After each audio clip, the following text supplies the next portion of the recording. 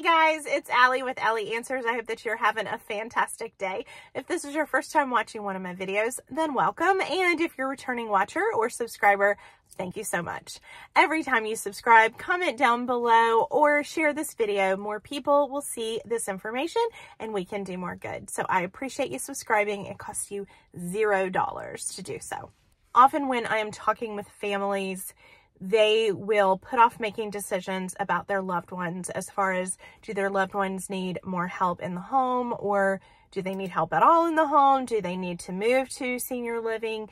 They will tell me, we are waiting for something to happen. Okay, so when I hear that, a lot of times I will just ask, what are you waiting to happen? I don't know, it might be a fall, or it might be something, that lands them in the hospital. Okay, that is absolutely your right to do that, to wait until something happens. That's fine, as long as you have a plan. Do you have a plan? Because you need one. Because the last thing you need is for your loved one to actually, God forbid, get hurt or end up in the hospital or, in rehab, and you have very little time to make a decision on what's going to happen now. So you've been waiting for this thing to happen. But if you don't have a plan and you don't have things in place, then it's not going to matter that this thing happened. If you have decided that your loved one needs to be in assisted living, they need more support than they're getting at home, you can't afford maybe for 24/7 care, or maybe that would just aggravate your loved one, you need to get out there and look at places and choose what you think is the best fit, and maybe have two options. They might not have availability when something finally happens to mom or dad or Aunt June. Let's not wait to look at assisted living until we panic and mom's in the hospital and we maybe have 12 to 36 hours of her being in the hospital and then she's going to be released and we want to move her there straight from there. If we don't have a plan, then what we have done is create an emergency. There is no reason to create an emergency because, as most of you have found out in life, enough emergencies will happen on their own. We don't need to create one. So make sure you think through when you say we're waiting for something to happen and then we will. What is the then we will? Then we will have a care manager come in and check their meds every week and be more, supervise things more, or then we will insist that dad move in with us.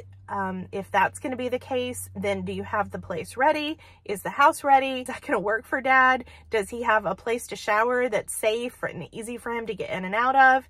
If that is ultimately the plan, let's put things in place so that you're ready. If the basement needs to be redone, let's get it done. If you need to make space in your house for Aunt Sarabelle, then please do that now, because emergencies are going to happen. This thing you're waiting for is going to happen.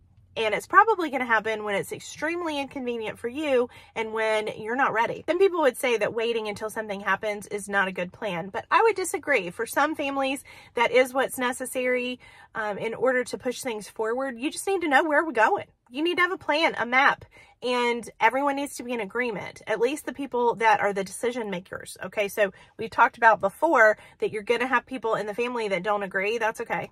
That's okay. As long as the official decision makers who have the ability and the right to make the decision are the ones making it, you're fine. But when the social worker from the hospital looks at you and says, what's your plan? I highly advise that you have one. And please understand, no one knows what's going to happen, right? No one knows exactly, but if you have a rough idea of the next step, great. If you don't, this is the time to start looking. This is the time to start calling places. This is the time to get a geriatric care manager involved, or a friend of yours who's a social worker who can help walk you through this. This is the time to be touring senior livings. Or if you realize that they're already in senior living and they need to go to memory care and the community that they're in does not have memory care, guys, let's look now. Let's not wait.